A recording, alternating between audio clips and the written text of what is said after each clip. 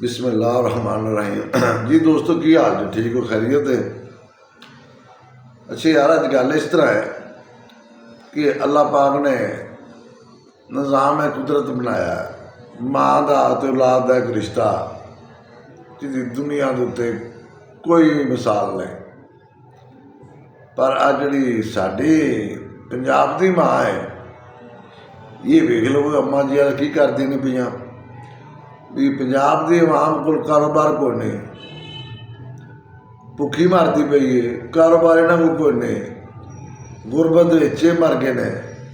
ये पता नहीं किमें दी माँ है जिन्हें 10 अरब का फटाफट जहाज भी खरीद लिया, औलाद भुखी बैठी होवे, औलाद को खान रोटी ना होवे तो वो माँ 10 अरब का त्यारा खरीद लवे, जहाज खरीद लवे, वो माँ तो ना होई। फिर माँ के अंदर तो पानी का घुट नहीं लगता, जो औलाद परेशान होवे वो तो पानी का घुट नहीं पी सकती।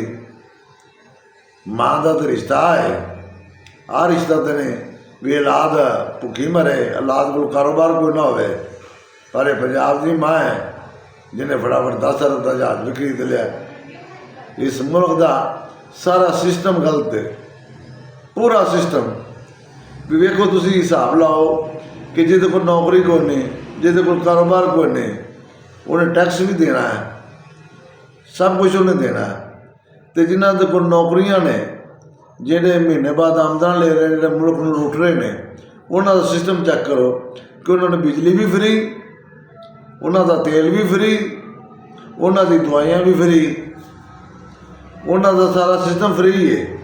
तो जोड़ा गरीब है दिहाड़ीदार है, जो लागी ना लगी ना सही, वह सिस्टम की है उन्हें माचिस की डब्बी तो लैके इन्हों की ऐश तक जिन्ने खर्चे ने सारे इन्होंने गरीबों देने ने। इन्हों के बिजली के बिल जाने ने वो भी गरीब के जाने ने, गड्डियों के पेट्रोल जाने ने वो भी गरीब के जाने, हर एक चीज़ गरीब देता है। इन्हों का निज़ाम चेक करो, इस मुल्क का सिस्टम चेक करो, इन्होंने हुक्मरानों का सिस्टम चेक करो कि जोड़े वेले ने जिन्होंने को नौकरियां कोई नहीं, उन्होंने बजाय गौरमेंट सपोर्ट करे, इस सपोर्ट के बजाय इन्होंने सिस्टम उल्टा रखा भी इन्हें टैक्स भी नहीं देना गरीबों ने, जिन्हों को नौकरियां ने, जिन्हों को कोई चीज़ नहीं हैगी, टैक्स भी इन्हें देना, हर शय इन्हें पूरी करनी है।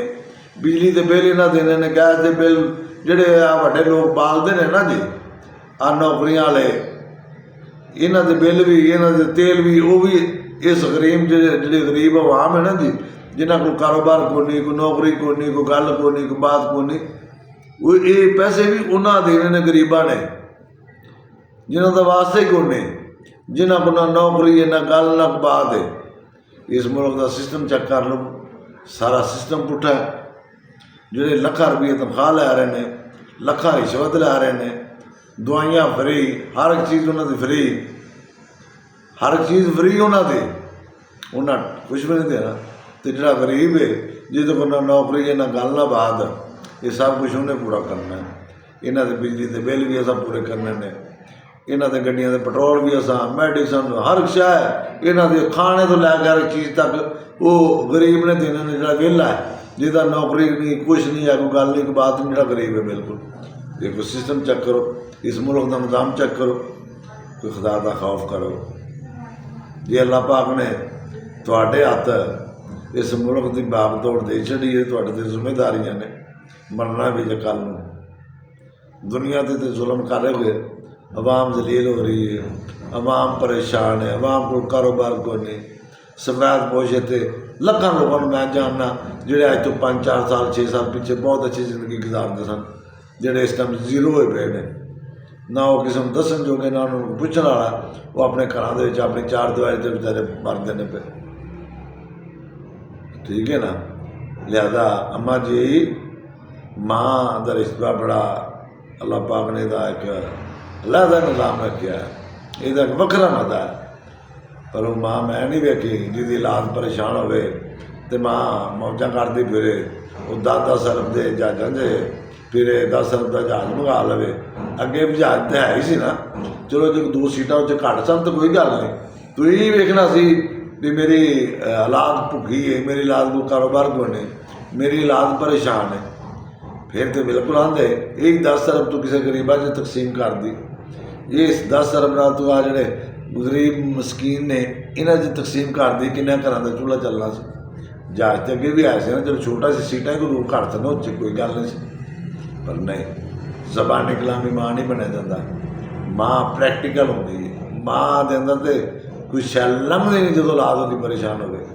लिहाजा मां ना बन, अल्लाह पाक ने थोड़े तो हिसाब लैना है, तुसां देना है, कर लो मजलूम किन्ना कोई करना जी। इस गरीब आवाम का पैसा तुसीं जिहड़ा बर्बाद पे करदे हो, इसदा हिसाब देना तुसां अल्लाह नूं। सारे दोस्तों का मेहरबानी जी, शुक्रिया। अल्लाह पाक खुश रखे, आबाद रहो और दुआ करो कि ये जी मां ना ही लभे तो चंगा जी। अस्सलाम वालेकुम।